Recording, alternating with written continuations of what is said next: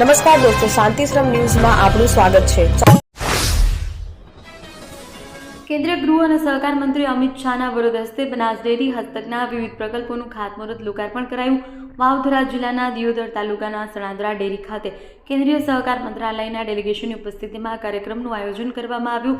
કેન્દ્રીય ગૃહ અને સહકાર મંત્રી અમિત શાહે સણાદર ડેરી ખાતે Banas radio station, potato plant, ice cream પ્લાન્ટની મુલાકાત લીધી. તેમણે સંસદીય પરામર્શ સમિતિના સભ્યશ્રી અને બનાસ ડેરીના બોર્ડ ઓફ ડિરેક્ટર સાથે બેઠક યોજી. કાર્યક્રમમાં ગૃહ અને સહકાર મંત્રી અમિત શાહે જણાવ્યું કે બનાસ ડેરી દ્વારા અમલમાં મુકાયેલ સહકાર મોડલ આજે દેશ વિદેશ માટે પ્રેરણારૂપ બન્યું છે. દિયોદર નજીક ખીમાણા દિયોદર ભાભર હાઈવે પર આજે બપોરે 4 વાગ્યાની આસપાસ ભારે ટ્રાફિક જામ સર્જાયો. ટ્રાફિક જામમાં પોલીસ કર્મીઓ સહિત અનેક વાહન ચાલકો ફસાયા, જેને કારણે મુસાફરોને હાલાકીનો સામનો કરવો પડ્યો. ટ્રાફિક જામ રેલવે પુલ ઉપરથી થઈ સણોદર રોડ સુધી ફેલાયો હતો, જેને કારણે વાહન વ્યવહાર ખોરવાઈ ગયો છે. ઘટનાની જાણ થતાં જ દિયોદર પોલીસ ઘટના સ્થળે પહોંચી પોલીસે તાત્કાલિક ટ્રાફિકને હળવો કરવાનો પ્રયાસ હાથ ધર્યો.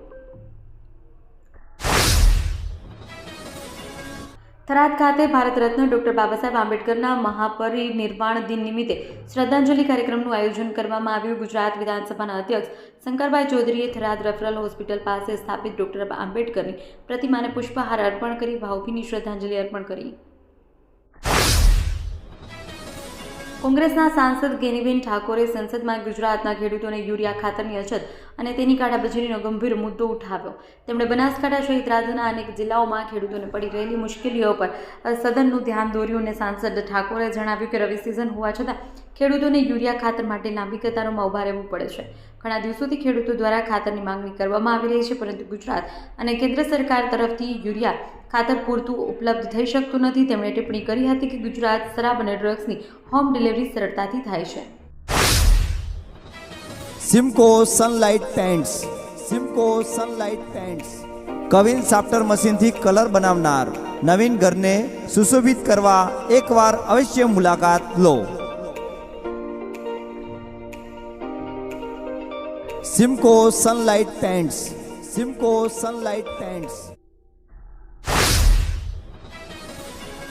પાયલટ્સ અને ક્રૂ મેમ્બરની અછતને કારણે દેશની સૌથી મોટી એરલાઇન્સની કટોકટીનો આજે ચોથો દિવસ છે. આજે પણ ઇન્ડિગોની રાત્રિના 12 વાગ્યાથી બપોરના 12 વાગ્યા સુધીમાં 66 ફ્લાઇટ કેન્સલ થઈ છે. સરદાર વલ્લભભાઈ પટેલ ઇન્ટરનેશનલ એરપોર્ટના અધિકારીના જણાવ્યા મુજબ અમદાવાદમાં જતી 35 અને આવતી 24 ફ્લાઇટ એમ કુલ 59 ફ્લાઇટ કેન્સલ થઈ છે. સાથે જ વડોદરા એરપોર્ટની 6, રાજકોટ એરપોર્ટની 1 ફ્લાઇટ રદ થઈ છે. દિવસ દરમિયાન તમામ એરપોર્ટ પર આવતી જતી ફ્લાઇટ એકંદરે અડધો કલાક સુધી મોડી પડી રહી છે. પાટણ જિલ્લામાં લોકલ ક્રાઇમ બ્રાન્ચ પાટણે સિદ્ધપુર પોલીસ સ્ટેશન વિસ્તારની ધારેવાડા ચેકપોસ્ટ નજીક ₹77.11 લાખની વધુનો ભારતીય બનાવટનો વિદેશી દારૂનો જથ્થો ઝડપી પાડ્યો છે. જિલ્લાના ઇતિહાસમાં પ્રથમ વખતની સૌથી મોટી કાર્યવાહી છે, જેમાં કુલ 1 કરોડથી વધુનો મુદ્દામાલ જપ્ત કરવામાં આવ્યો છે. એલસીબી પાટણની ટીમને પેટ્રોલિંગ દરમિયાન મળેલ બાતમીના આધારે કાર્યવાહી કરવામાં આવી છે. પંજાબ રાજ્યમાં ઉત્પાદિત વિદેશી દારૂની 16,427 બોટલો RJ27 GB 9889 નંબરના કન્ટેનર ટ્રકમાં મળી આવી. દારૂના મોટા જથ્થાને ટ્રકમાં બેસનના 684 કટ્ટાની આડમાં ખોટા બિલ બનાવી હેરાફેરી કરવામાં આવી હતી. આમ આદમી પાર્ટીના રાષ્ટ્રીય સંયોજક અરવિંદ કેજરીવાલ અને આમ આદમી પાર્ટીએ વિસાવદર બેઠક પર આપની જીત બાદ સૌરાષ્ટ્ર પર ધ્યાન કેન્દ્રિત કર્યું છે. કેજરીવાલ વધુ એકવાર સૌરાષ્ટ્રની મુલાકાતે આવી રહ્યા છે અને રવિવારે સાંજે કેજરીવાલ રાજકોટ પહોંચશે. 3 દિવસ સુધી રોકાણ કરશે. રાજકોટ મુલાકાત દરમિયાન કેજરીવાલ કોટડા સાંગણીમાં આત્મહત્યા કરી લેનાર ખેડૂતના પરિવારજનો સાથે મુલાકાત કરશે.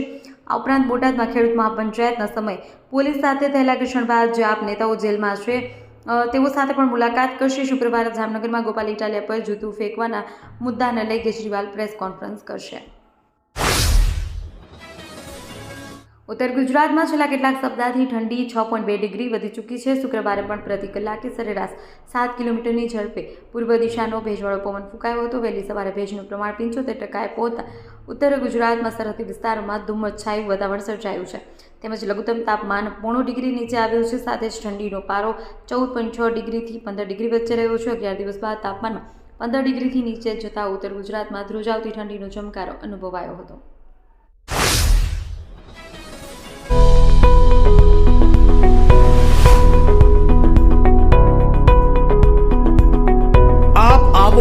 આજે દિયોદરમાં બનાસ ડેરી સંચાલિત ઉમંગ મોલમાં જ્યાં આપને મળશે બનાસ ઘી, બનાસની ચા, નવરસ તેલ સહિતની જીવન જરૂરિયાત તેમજ કરિયાણું તથા કોસ્મેટિક ચીજવસ્તુઓ તેમજ પશુહાર સામગ્રી મળશે.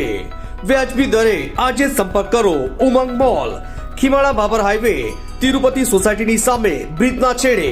આજે સંપર્ક કરો 94 276 45 123. પાલનપુરમાં બાબા સાહેબ આંબેડકરની મહાપરિનિર્વાણ દિવસની ઉજવણી કરાઈ. વડગામ ધારાસભ્ય જિગ્નેશ મેવાણીએ બાબા સાહેબ આંબેડકરની ફૂલહાર કરી સૂત્રોચ્ચાર કર્યા. સિમલા ગેટથી કલેક્ટર કચેરી સુધી સૂત્રોચ્ચાર કરી કલેક્ટર કચેરી આવેદનપત્ર આપ્યું. મેવાણીએ ડ્રગ્સ, દારૂ અને કૂટણખાના પર ગૃહમંત્રી હર્ષ સંઘવી પર પ્રહાર કર્યા. આક્ષેપ કરતા ડ્રગ્સ, દારૂ અને કૂટણખાનામાં સરકાર પર દેશ અને દેશદ્રોહી અને ગદ્દાર હોવાના આક્ષેપો કર્યા. એસએમસીના રેડમાં પોલીસ કોન્સ્ટેબલ અને પીઆઈને સસ્પેન્ડ કરવા બદલ જિલ્લા પોલીસ વડા અને આઈજી પર કાર્યવાહી કરવાની માંગ કરી. ધારાસભ્ય જિગ્નેશ મેવાણી, કાંતિ ખરાડી, લાલજી દેસાઈ સહિત કોંગ્રેસ જિલ્લા પ્રમુખ ગુલાબસિંહ રાજપૂત સહિત કોંગ્રેસના કાર્યકરો મોટી સંખ્યામાં જોડાયા. વડગામ તાલુકાના મેમદપુર ગામના મનરેગા શ્રમિકો ગામ વિકાસ એજન્સી પહોંચ્યા. ગ્રામ વિકાસ કચેરીના મનરેગાના શ્રમિકોએ ધરણા કર્યા. છેલ્લા 3 મહિનાથી મનરેગાનું વેતન ન મળતા રોષ છે.